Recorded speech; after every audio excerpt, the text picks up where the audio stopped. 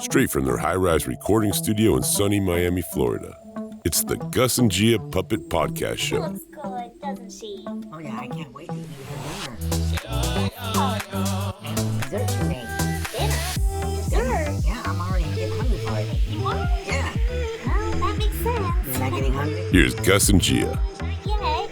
Oh, I There's can't too wait much to to do. eat Grandma's dinner. Oh, she does make good dinner. Yes, she does. Yes. Yeah. Well, hi everyone. As you can see, we're not at our normal recording studio location. Instead, we are visiting at my grandmother's ranch that she and my late grandfather tended to. Yeah, we are having a wonderful time here. This place holds lots of memories for us. In fact, that's our grandpa right there. Yeah, you bet. We've been coming here since we were babies. Well, now that was a long time ago. Well, not really, Gus. Yeah, I guess you're right. You know, one of my favorite memories was with Grandpa when we were trying to corral the cattle. We were missing my favorite steer, also by the name of Gus, named after me. Grandpa and I searched everywhere for Gus. When he didn't come in for the cattle call, wouldn't you know it? We found my namesake asleep in the barn.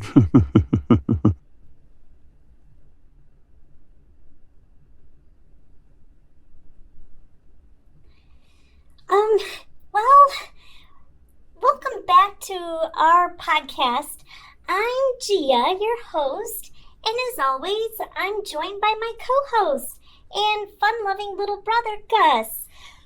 Hey, it's me, Gus here, ready to make learning fun and maybe sneak a joke or two along the way.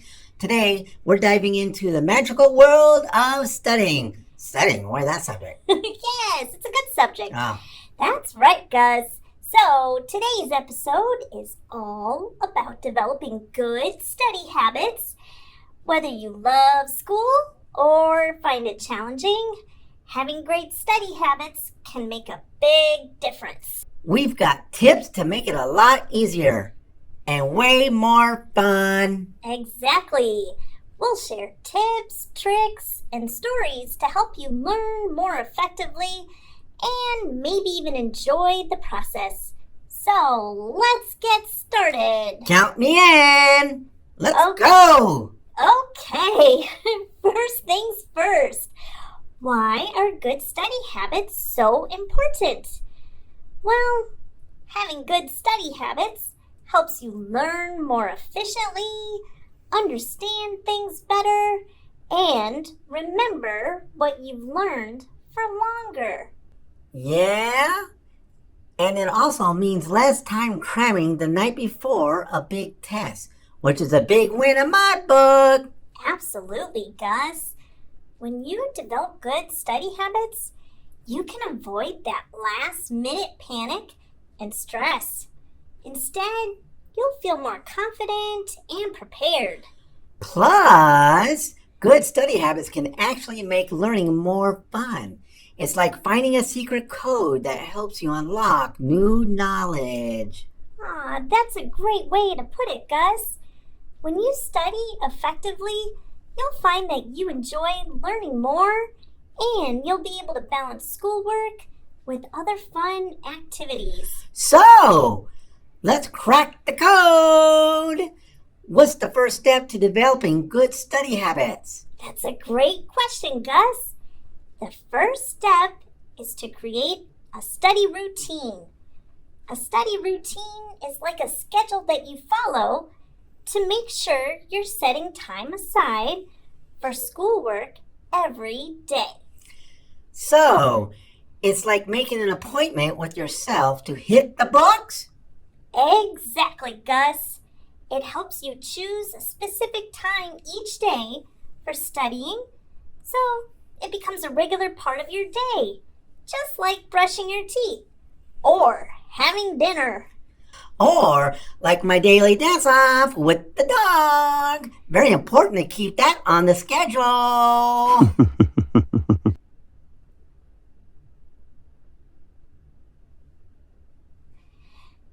Yes, just like that. When you have a regular study time, your brain gets used to focusing during that period, making it easier to concentrate. And what if you have different things to study each day? That's a great point, Gus. You can use a planner or a calendar to plan what you're going to study each day. This way, you don't feel overwhelmed by everything you need to do. Plus, checking things off a list feels pretty awesome. It sure does, Gus. Having a routine also helps you avoid procrastination, which brings us to our next tip. Oh boy, procrastination. The fancy word for I'll do it later. Exactly, Gus. Procrastination is when you keep putting something off that you need to do. It can make studying a lot harder because you end up with less time to learn everything. Yeah, like when I told myself I'd start my science project tomorrow, and then tomorrow turned into next week. We've all been there, Gus. The key to avoiding procrastination is to start with small tasks. Break down what you need to study into smaller steps. Instead of thinking, I have to study for 2 hours, start with, I'll study for just 20 minutes. That's smart. It feels way less scary to start with a small goal. Exactly. Once you get it started, it's usually easier to keep going. Another great tip is to use a timer. Set it for a specific amount of time, like 25 minutes, and focus on studying until it goes off. Then take a short break. Oh, I like that idea. It's like a game. Can I beat the timer? Yeah, that's a great way to put it. It turns studying into a fun challenge and makes it easier to stay focused. So, where's the best place to study, Gia? Good question, Gus. Finding the right environment can make a big difference in how well you concentrate. Look for a quiet place with minimal distractions, like a desk in your room or a quiet corner at the library. So maybe not the couch with the TV on and the smell of popcorn in the air. Probably not, Gus. The fewer distractions, the better. You should also make sure your study space has everything you need, like pens, paper, textbooks, and a good light source, so you don't have to keep getting up. And maybe a water bottle or some snacks for the brain fuel. Yes, absolutely.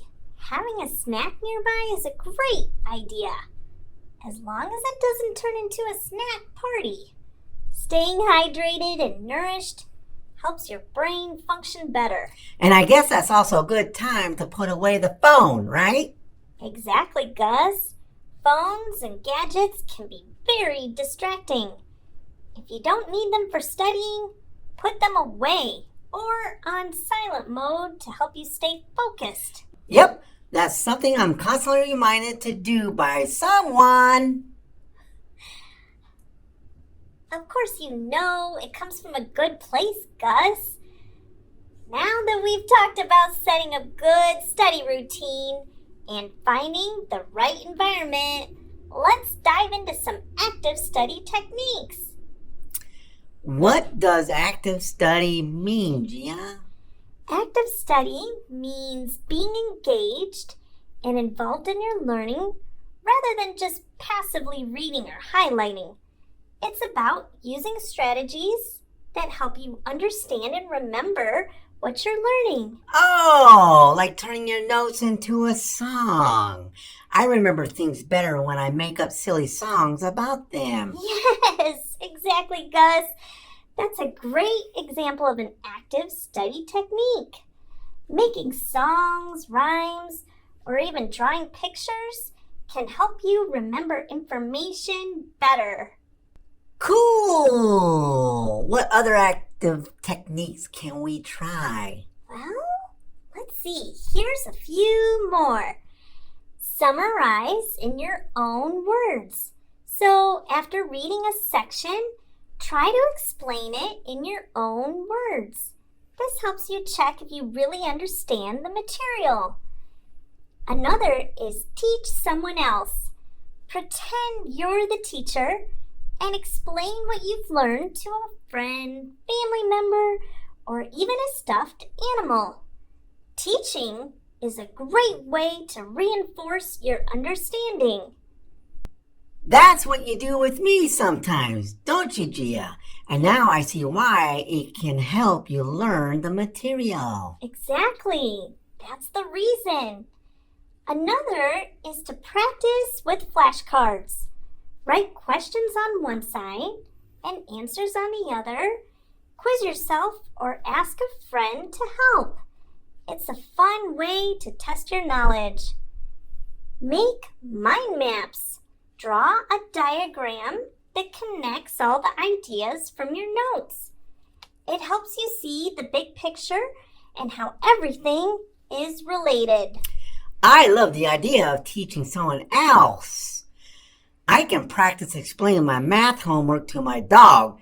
He's a great listener. That's perfect, Gus.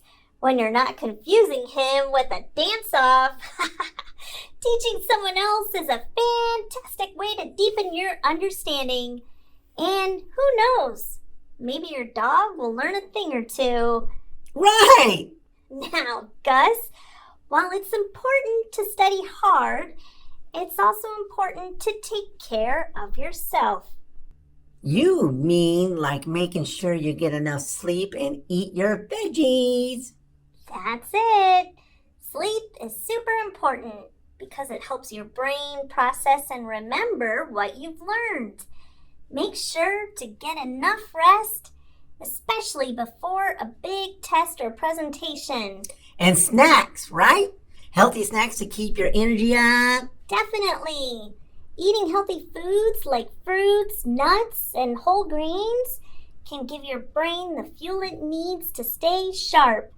And don't forget to take regular breaks while studying. I'm all about those breaks. How often should we take breaks, Gia? A good rule of thumb is to take a short 5 to 10 minute break every 25 to 30 minutes of studying. It gives your brain a chance to rest and recharge. You can stretch, grab a snack, or even do a little dance. A dance break? Count me in. Maybe I'll create a new study dance craze. I'd love to see that, Gus. Taking breaks actually helps you focus better when you get back to studying. It keeps your mind fresh and ready to absorb more information. Got it! Breaks are good for the brain, and so is sleep and healthy food. Anything else? Yes, staying hydrated is also important. Drink plenty of water while you study, and don't forget to reward yourself when you accomplish a goal. Rewards can be small, like watching your favorite show or enjoying a treat after completing a study session. Oh, I'm all for rewards. I'll have to come up with some fun ones, like a bonus cookie for every chapter I read. Perfect, Gus. Rewards give you something to look forward to and help keep you motivated. Hey, Gia, let's share some real-life stories about how good study habits have helped us.